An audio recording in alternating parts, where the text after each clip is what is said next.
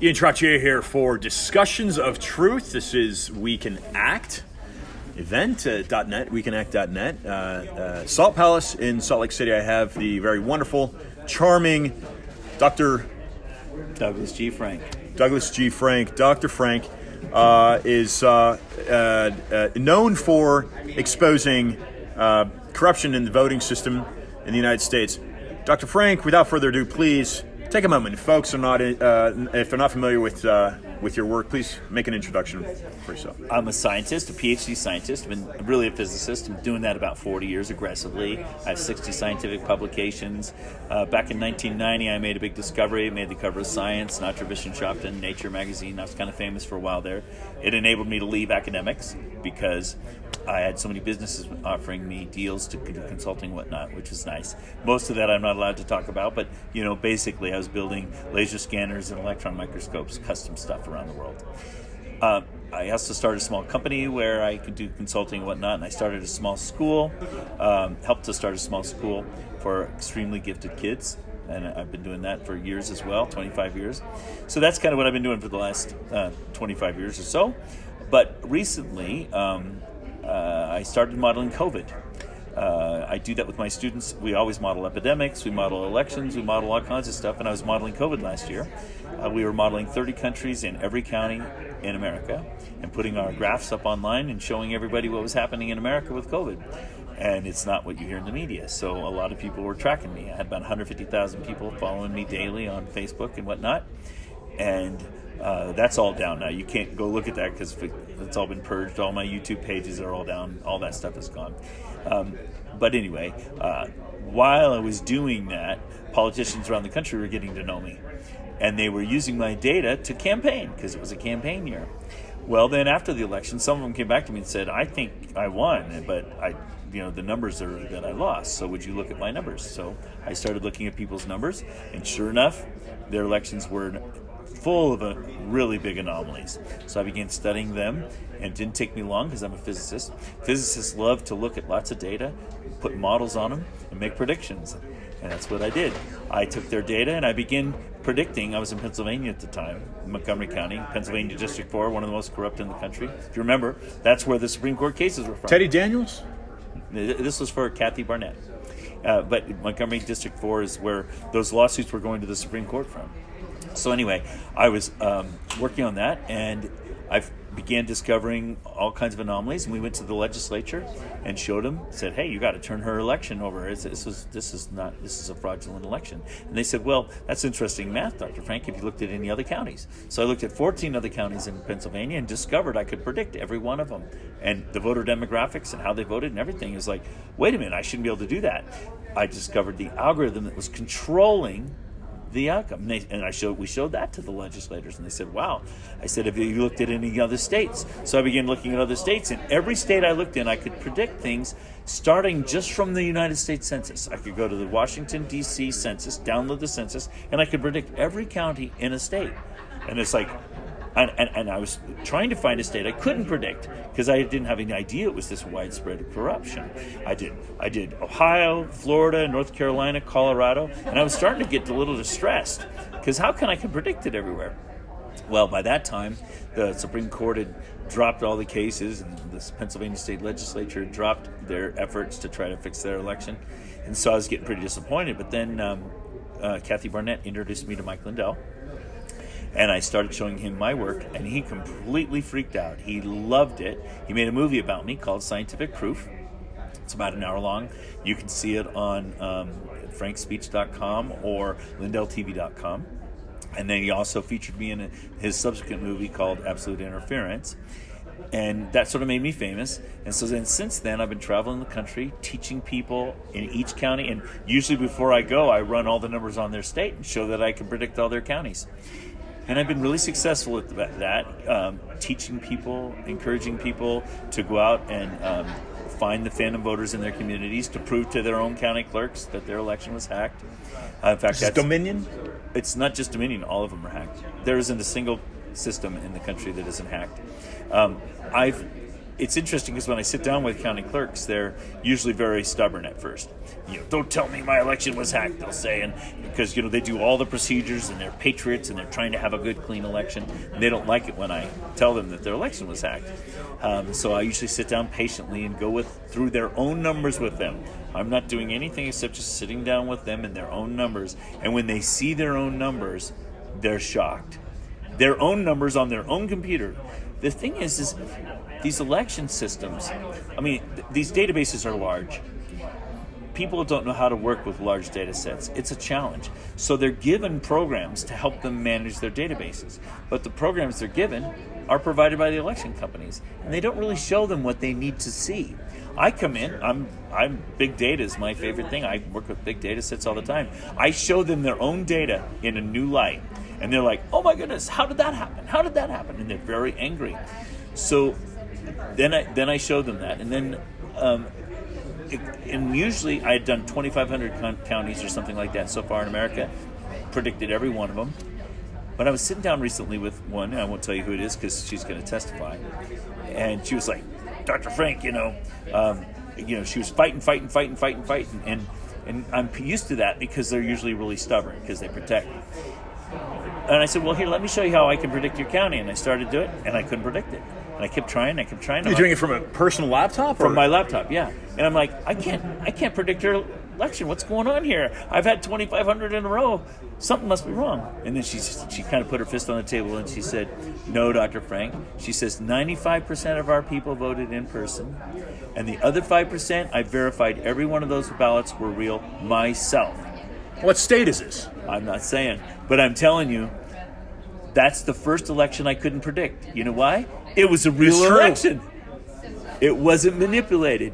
Since then, I was in the state of Montana, and they have, I think it's 94 counties, and I was giving talks to large crowds there, and I had just finished in Montana the day before my analysis, and I hadn't really done my research. I just showed that I could predict the outcome in every county. And then, but there were 3 counties I couldn't predict.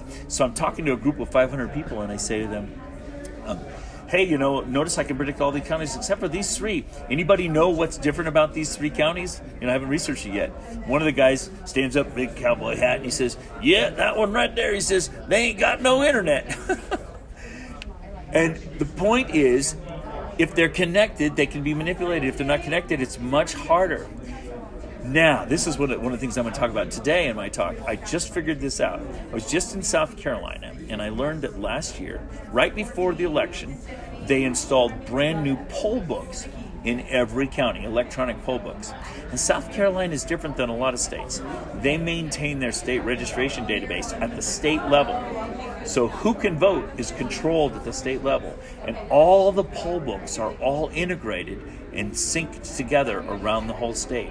So I'm sitting there in South Carolina, and I'd already shown that I could predict all the counties, but it was to uncanny precision. Remarkable precision, part per million accuracy. And I'm like, how can I? This is like amazing that I'm able to predict the state so accurately. Then I learned about the poll books, and I said, well, no wonder, because everything's so perfectly integrated. They have perfect control and feedback. But then I discovered, not only could I predict the county, I could predict every precinct. And I could tell you the exact number of Republicans and the exact number of Democrats who voted in every precinct. I could predict all of that. How could I possibly do that if it was a real election? I can't. There's no way I could do that. It's all manipulated. It's all controlled. And so then today I'll show in my talk, I'll show you a county in Boone County, Kentucky, which is a large county, comparable in size to the one I just did in South Carolina. And I can't predict anything at the precinct level, and I can't predict any of the Republicans or Democrats. How come I can predict it essentially perfectly here and not here? What's the difference? No internet. Brand new poll books, brand new integrated state, totally top-down control of everything. Here it's controlled at the county level, and they don't have the electronic poll books, they have paper poll books. Boom, boom. See the difference? So if you can control it, if they can control it, they will. If they can't control it, then you can't control it. So I'm basically proving that it's being controlled. That's basically what I'm doing. Now, you notice that's sort of indirect evidence. It's very clear evidence. But then I can go into the county and I can say, well, based upon the mathematics, I know that this fraction of the people aren't real that are voting in the election. Let's go find them. So we go knock on the doors and we find the phantom voters. So yes, it's mainly mathematical and statistical at first, but it's predictive, and the predictions work. Because I can predict the exact turnouts, and I can predict exactly where they are, and we can find the phantom voters. Then we also have the electronic recordings, Mr. Lindell's PCAPs. We can show that during the election we have recordings of the hacking actually taking place. Imagine there's been a bank robbery. You say, there's $1 million missing from the safe. Well, you think there's a robbery, but you're not sure yet. You canvass the neighborhood. You find the serial numbers of those bills dispersed out. Okay, the money got out there somehow, and then somebody comes up with a videotape showing the burglar breaking into the safe. It's like you have game, set, match. You have all the information you need. We have so much evidence. It's not even. We have whistleblowers. We have network recordings. We've opened machines, and you can see the modems right in their machines that are not supposed to be able to connect to the internet. We've got so much evidence. It's not a question anymore. So that's basically what I've been doing, going around the country teaching everybody. Well, thanks for that patriotic duty to your country and your nation, Dr. Frank. How long has the voting systems and these machines been manipulated in this country? Is this a new phenomenon? Was this something that was rushed out and taken to bring down the Donald Trump administration, or has this been something in the works for a while? Well, it's a great question. When I started my work in Pennsylvania, I modeled it all the way back to 1990. I gathered the data with my team, and we looked all the way back to 1990, and I was not able to predict stuff. But you could see stuff starting to happen.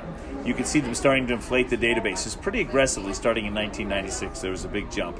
And then in Clinton. Yes. And then in 2008, there was a huge jump in the registration databases because of motor voter.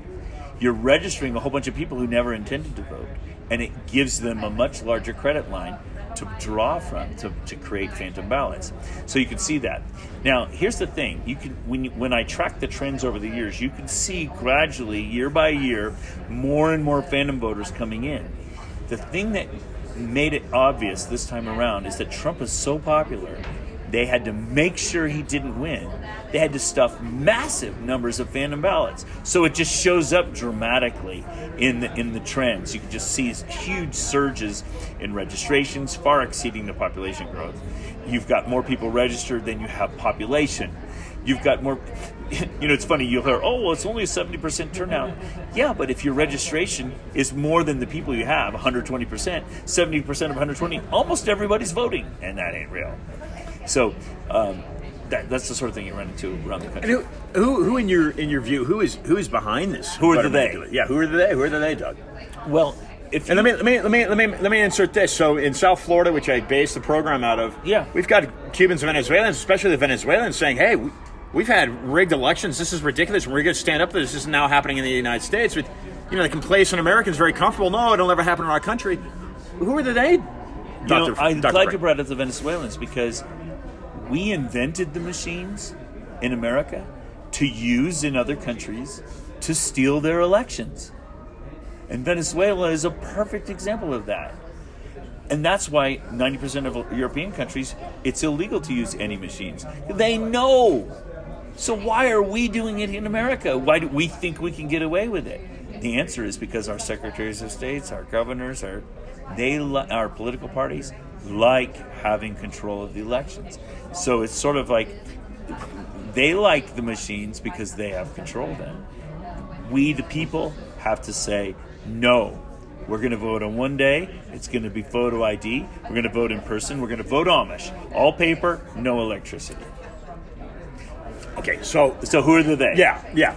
All right, so bring it out here. Come on now. All right, I'll tell you. Dr. Frank. So there's been a lot of money going into this for over 20 years. And Soros and his clan, the technocracy, has been gradually taking over absolutely every aspect of our lives, you've noticed.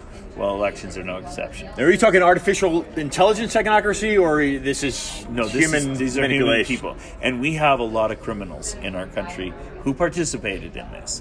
And, people are saying, well, gee, this is a massive conspiracy. Well, yeah, it is, but... Conspiracy or conspiracy theory? Well, it's a conspiracy theory at first, and then a year later, It becomes a conspiracy. Okay. Exactly. And it's, a year ago, you might have been able to argue, credibly that I was giving you a theory, but not now. We have massive amounts of evidence that it's not questionable anymore. We have whistleblowers who helped install the networks. We have whistleblowers who have opened the machines and find the modems. We have whistleblowers who stuffed extra ballots by the tens of thousands. We have. It's not a question anymore, and we know who's paying for it, like the Zuckerbucks. And we know Soros money pouring into the Secretary of State program, that they've been doing that for 20 years, developing our Secretary of State populations, since they're the ones in charge of the elections in these states. It's not a mystery. Gates? Of course. So they might not even be evil people. It's that they think their view of the world is the right view of the world, and so they're trying to make the world the way they think it ought to be. And robotic. Whatever they criminally think robotic. It's the same mistake that all people who think socialism, they think that they know better than the people, so they just gradually impose their will, and pretty soon you have a two-tiered society: those who are in control and the slaves, and that's where we're headed. And unless we take back our elections, we're headed right down. We're going to skip right over, and Mr. Lindell always says, you're going to skip right over socialism right into communism. Dr. Frank, speaking of that, and I'll just insert this real quick before I give you my next question for you. I was standing in December, I was speaking with the scheduler of Ted Cruz. I wanted to speak to Ted Cruz one-on-one and talk to him about Section 230. That's just something that I've been involved with from the Google whistleblower, Zach Voorhees and Jason Fick, and for about a year now. I've been involved in trying to build a team and support that. Within 10 days of coming up with the website, as I realized what you just said, this was a communist invasion in the United States. Yes, there's socialistic aspects of it. This is full-on communism, in my view. It's a communist revolution. I stopped their website, buy the domain stopcommunism.net. Within 10 days, the website's taken down, and the host had taken down my other websites as well. So I changed to a different host. The censorship is a real issue. You mentioned, Dr. Frank, that you started you started these COVID-19 pages. Yeah, they're all down. What was the link, Dr. Frank, from this COVID-19 pandemic, and some people refer to it as a plandemic? You've got Event 201. You've got the military games in Wuhan. You've got the Rockefeller Foundation. On their website, there's a 100-year long plan for global healthcare. Right. Some of these things are right here in plain sight. That these elites, if you will, the folks with this power and this money, yes, they're controlling large masses of society. Global elites, yes. Global elites. What is the link, from your view, Dr. Frank, of this COVID-19 pandemic to the rigging of the 2020 election? What's that link in your view? Well, I think it became apparent to any person with their eyes open last year and currently that our governments are blatantly lying to us. They are lying right to our faces. And the simplest example I can give for that is, let's say it's Sunday afternoon and you're watching a golf tournament, and up comes an ad. Masters. Yeah, and up comes some ad about some new drug that comes out, right? And a pharmaceutical drug. Exactly. And in the first 5 seconds, they tell you, this drug's going to make your hair grow back, or whatever it is. Okay. For the next 55 seconds, they tell you all the disclaimers about all the bad things that might happen to you if you take this drug, right? All this stuff. Since when have you heard a single commercial about any of the so-called vaccines that's anything reminiscent of that? All you hear constantly is propaganda, and all you hear is suppression of all the negative consequences. Now, if you just were to go into Google yourself and type, how many people are injured from vaccines? To do it, try it yourself on Google. How many people are injured by vaccines? Instantly, Google will pop up an answer, and it'll say 1 in a million people are injured. 1 in a million vaccinations results in an injury for which a settlement is paid by the VAERS court, the VAERS court. In other words, Google will just tell you right then, boom, 1 in every million vaccinations. But everybody knows, anybody who studies knows that number is very small, because almost nobody knows about the VAERS system and reports into it. So even with the system in place, it's way underreported. But let's just assume 1 in a million is right. I was tracking all the vaccination numbers as it started. And I watched the Surgeon General get up and say, we've done all the testing, it's 1 in a million, it's safe and effective, everybody take it. No. As the results were coming in, you could track the VAERS, you could track all the medical records across the country. Even in the first weeks, it was 50 out of every million, and that's still underreported. So by their own criterion of it being safe and effective, it was not safe and effective by a factor of 50 at least. And that was never talked about, never suppressed. You remember when they shut down temporarily the Johnson & Johnson vaccines? Yeah. Because of the blood problems Yeah, people were having. yeah. Okay, that's the closest anybody got to actually admitting that these things were hurting people and harming people. Now the thing is let's just say I got out a jar of peanut butter and I went around and gave a teaspoon of peanut butter to 1 million people. You're going to have a bunch of people, there's a bunch of people that are going to have a anaphylactic shock. They're going to die of peanut butter, right? I mean, allergies are real. Well, vaccines are just the same. You give, I don't care what you give, you're going to have a lot of negative reactions. So to know what the true risk of a vaccine is, you need good numbers. And everybody, to take any vaccine ever, I'm not anti-vax. Sure. My kids have had some of the vaccines, but my wife and I, we reviewed each one. We said, okay, what's the risk of my kid catching malaria? Pretty low. Okay, we won't do that one. What's the risk of my kid catching chickenpox? Pretty high. But you know what? We want him to catch chickenpox and have natural immunity. We're going to make that choice. Okay. In fact, Lenny over there, he's got chickenpox. Hey, go play checkers with Lenny today, would you? Go catch chickenpox. Okay. What's the chance of our kid getting the mumps? Okay. Well, you know what though? They might become sterile for that. So we're going to judge the risk to benefit. Okay, we'll choose that one. We'll get that vaccine. Okay, so in other words, what's the chance of getting polio? Really low. We won't get that one. So in other words, we decide what's the risk to benefit on each one of the vaccines. My wife and I did that. Our kids have had a few of the vaccines, ones that make sense. Our kids went to private school and we could opt out of a lot of the others. So that's the choices we made. So if you want to get the COVID vaccines, I think it's ridiculous. I don't think the cost to benefit is worth it for anyone. But if you think it's worth it to you, it's a free country. Stick that needle in your arm. I'm totally okay with it. But I don't think that I should be able to force anybody to make that cost-benefit decision in favor. But and one of the things people have criticized the president for pushing the vaccine. President, who do you speak? The real president, President 45, Trump. They've been criticizing him for Operation Warp Speed and whatnot. You had to realize from his perspective what he was doing. You had an entire media enterprise and pharmaceutical scaring the tar out of America. You're all going to die. You're all going to die. COVID, COVID, COVID, COVID. 40% of our people were terrified. They didn't want to come out of their houses. Yeah. So by coming up with a quote-unquote vaccine, you notice as soon as the vaccines came out, 40% of the people clamored for it. They were afraid, and they believed that was the way to get the country open. So he was basically defeating the plan to shut our country down by bringing a vaccine. But he's always said, and I've heard him say it multiple times, in person even, it's their choice. If they want to take it, they can. Okay. But you notice that's not what's happening at the tyrannical gubernatorial level. They're forcing it down people, or businesses are saying you have to take it or you can't have a job here anymore. That's all out of whack. It should never be able like that.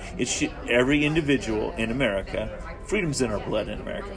Each one of us should be able to say, that's worth the risk. Because even peanut butter, I'm going to have the peanut butter sandwich. It's worth the risk because I like peanut butter sandwiches. So I'm going to risk an anaphylactic shock reaction to it. Okay, fine. All right. But if I want to take the vaccine, I should be allowed to. So the connection you notice is they're lying to us about vaccines. They're lying to us about our elections. As a public, we seem to have been whipped into submission. We've lost our ability to think critically. We've become lazy, affluent. We've relegated our job as we the people, because the Constitution was never written that we were not the government. It was always written that we are the government. And we just hire a few people to do the busy work, okay? And to represent us in those votes, because we can't all show up to vote every week. So we're going to you guys do that, and it was never designed to be career stuff.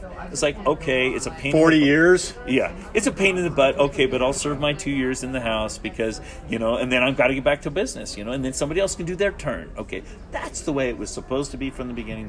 But it's not what it is now. And I always like to tell people, in March, our government's told us we're going to take away your liberty for a few weeks to flatten the curve. I always tell people, you never, ever, ever give power to the government, because if you do, you never get it back. Okay, and what did we do? We just ratcheted in this expectation now that the government on a moment's notice can say, we're shutting you down. You can't have your business. You can't go to school. You have to take this vaccine. We've given them all this authority never intended to be in their hands. So it's a huge error for us as a country that we've allowed ourselves to get in this mode where we've given too much power to our governments. We have to strip them of all that power. We have to get back to we the people. I look at the release of the gold standard in 1971, the Richard Nixon, and look at this compounding debt that the federal government continues to enslave the people into. Yeah. And I look now at this COVID-19. It seemed like Trump was very charismatic. He's a great guy. He led this country well. I thought. Me too. I lived through Reagan, and I thought Trump was actually. He wasn't as. How would I put it? I love the guy. I love Trump, but he didn't have the finesse that Reagan did. He was just more in your face. But you know what? He got 10 times as much done. So Doug, so then you look at some of these attacks on him and his presidency and making America great, and hey, we want our products made in the U.S. and not China, and it makes complete sense. America first. Not the United Nations and the central bankers in Europe didn't like it, but here they receive these attacks. What's the link here between the vaccine? Is there a link, Dr. Frank? Is there a link between these vaccinations and what Klaus Schwab is calling the Great Reset and the digital currency onset? Is there a link here? I think there is, and I think it's a lot of times when people think there are conspiracies in place. And a conspiracy is an organized effort to overthrow a government in this context. Yeah, I usually don't buy into the fact that there are 10 guys in some smoky room controlling it. I usually see it, my personal opinion, is that it's overlapping of mutual interests that compound each other. And it ends up, it's sort of like it's a conspiracy to shut down the corner store. No, it's not. Certain interests overlap and enhance one another, and it ends up having this large, widespread effect. That's the way I look at it. I'm not necessarily, the governor in Ohio is DeWine. I think he's a total loser. Did he get in the back room with a bunch of other governors and decided that they were going to oppress the people? No. I'm betting he just saw a political opportunity to see some power, so he did. And it's sort of a self-enhancing. It's human nature combined with political nature, combined with the way things work. People who have money want to make more money. People like more affluence, whatever. They kind of compound with each other.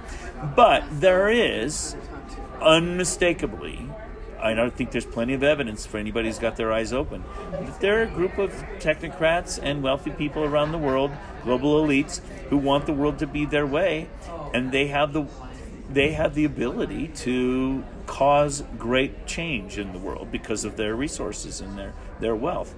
And so, I'm not a bit surprised that a lot of this stuff is happening right now. Yeah. Are you finding Americans are receptive to your research and your findings as you travel the country? We're winning.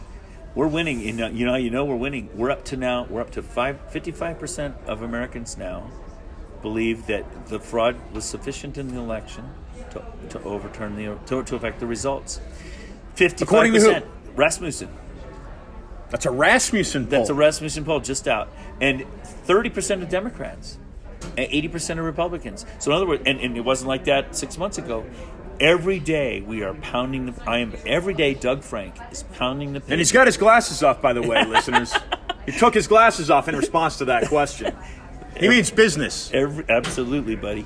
Every day of my life, and I didn't serve in the military. When I was in college and university, I was all there, all on scholarships and whatnot.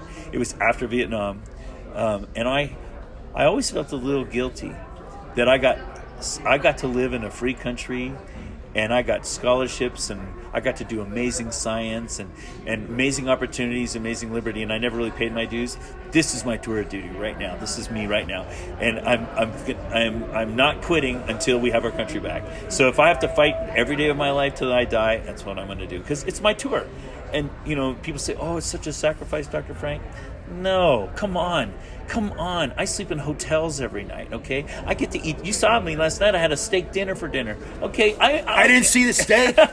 but sure, I don't get to see my family every day, but tomorrow I'm flying home. I get to be with my children and my wife for a few days, and then it's back on the road again. But imagine that guy freezing his toes off in the foxhole in World War II. Okay, nah, my tour. This is a piece of cake compared to their tour. So I'm honored to serve my country in this way, and I'm fighting to the end, buddy.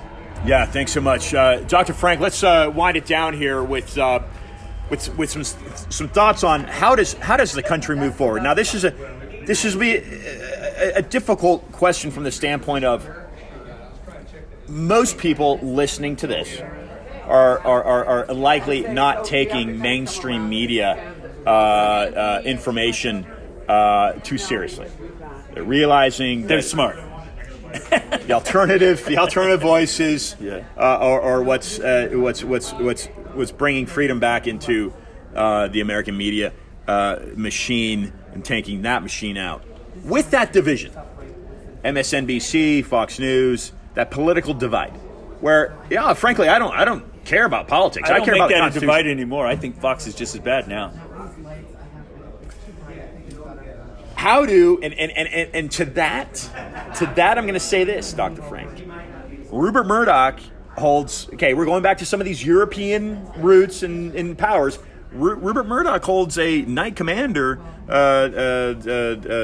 papal gift from the Pope, and the Knight Commander of Saint Gregory, whatever that means. I don't know what that means, but he was knighted. He was knighted by the Pope. Fox is not our friend. Expand on that. Just expand on that, Dr. Frank. I was supposed to. Because this is key for listeners here. I was supposed to be interviewed on Tucker back several months ago. I mean, I know how our elections are being stolen. I've been doing nothing but studying it aggressively since December. I have all the math. I have all the evidence. I've talked to dozens and dozens of county officials, dozens and dozens of state officials around the country. I have massive amounts of data and evidence, and I've organized it all into a very clear, very simple presentation that people understand. 30 minutes on Tucker, I can explain to everybody watching Fox, it's 3 million, 4 million people maybe that night, I could explain to them how our election is being stolen. Why wouldn't they want that on there? So I was all set to go. Last minute, they canceled. When was this? A couple months ago. All set to go, and they canceled that. Mr. Lindell pulled all of his advertising from Fox. You remember when all that happened? Yeah, we put it They on are not our CNN, right? friends. Yes, But CNN twisted it quite a bit. And they and Fox is those commentators, all those people, Laura Ingraham, Sean Hannity, Tucker, Janice, all those people, Janine, they are not our friends. Why? They are not allowed to talk about it. They are restricted. They may not talk about the election. So, in other words, they're doing their job, not divide? their duty. Is their job to divide? Their job is to keep their money and their media empire. As far as I'm concerned, I will never watch Fox again. I have nothing to do with those people anymore. They are traitors to the American people. I'm not lying. I tell my sons, I have 2 sons, I say, look, you never lie, ever lie. It's one of the Big 10. If you feel a lie forming on your lips, stop moving your mouth. Never lie. I'm telling everyone the truth. I follow the data. Most of what I show are people's own data. I'm just showing them the facts. My motto is follow the data. So how can I lie? I'm just showing you your own data.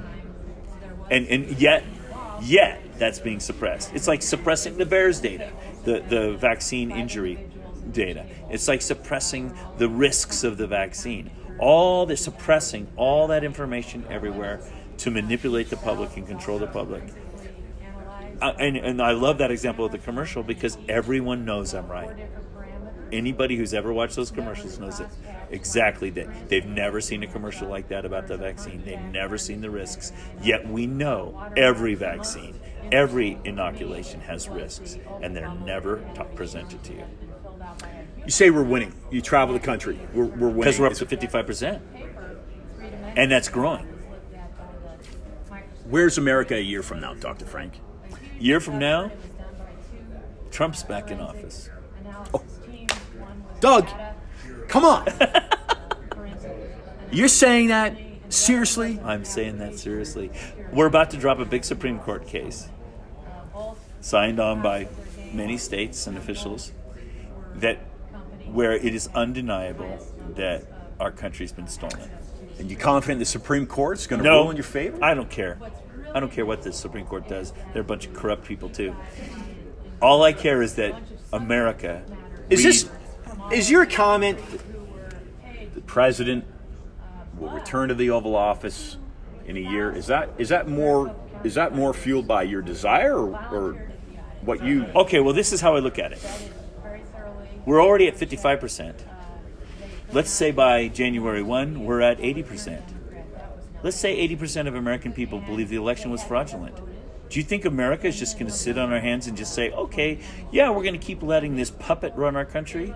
No, we're going to do something about it. States are going to decertify their elections. The 12th Amendment can kick in. You know what the 12th Amendment is? I'll explain it. So if either presidential candidate, I keep saying either, it's wrong. If both presidential candidates get less than 270, if neither one gets more than 270, the 12th Amendment specifies how the election's decided. It goes to one vote per state, decided by majority in that state. And that's where Pence, isn't that where Pence?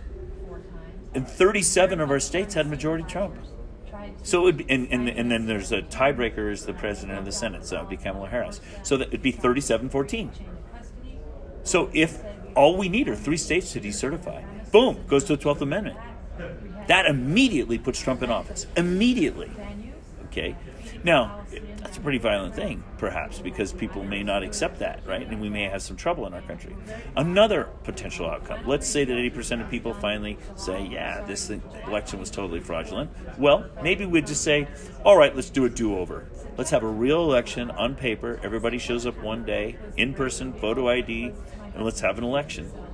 And have the National Guard run it or something. I don't know. But let's have a real election. We could do a do-over.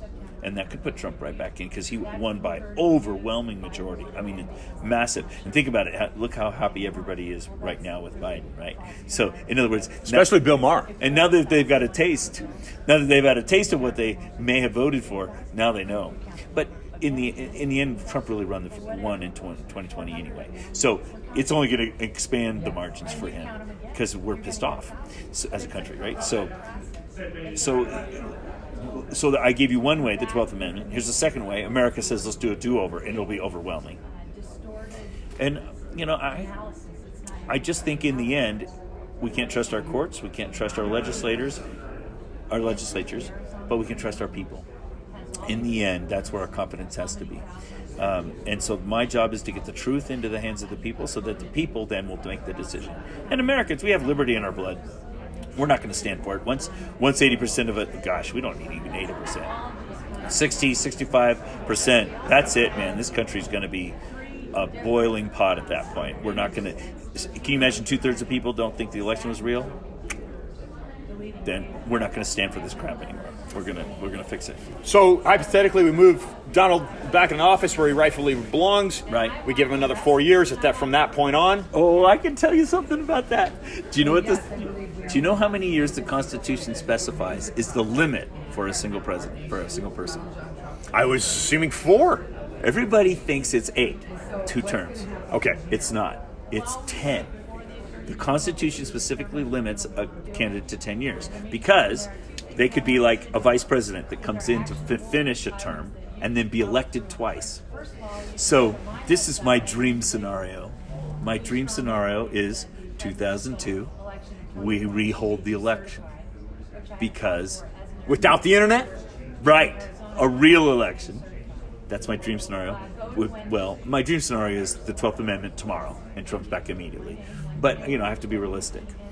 You got to go through the Supreme Court first, or whatever. Whatever happens is going to happen. I don't know what's going to happen. I'm a better scientist than I am a politician.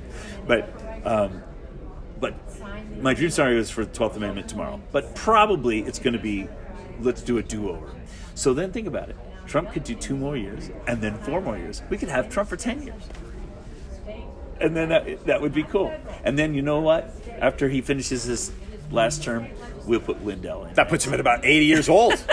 Yeah, then it's time for him to retire anyway. And then let's put Lindell Or in. 90, rather. No, because, okay, we put Lindell in. All right. Because I think he's an amazing American patriot. Everybody loves him. Dude, you can't even go to the restaurant with him. I was with him last week. We've been traveling around together, and you walk in a restaurant, and it's like, we can't even eat dinner. Everybody keeps up, oh, Mr. Lindell, we love you. Everybody loves this guy. Yeah, right. Exactly. Amazing. Doug, thank you for joining the program, and we've really gone into depth here with what you've been up to, and thank you for your work on trying to gut out the corruption in the American voting system. I want to give you a moment here to send off with listeners. What do you want? What do you want? This is your country, sir, and you're fighting for your country. What do you want listeners to walk away with here? What would you like them to walk away with? What message? I want them to remember that they're the government, that we are the people, and that politicians don't start parades, they join them. So we need legislative change.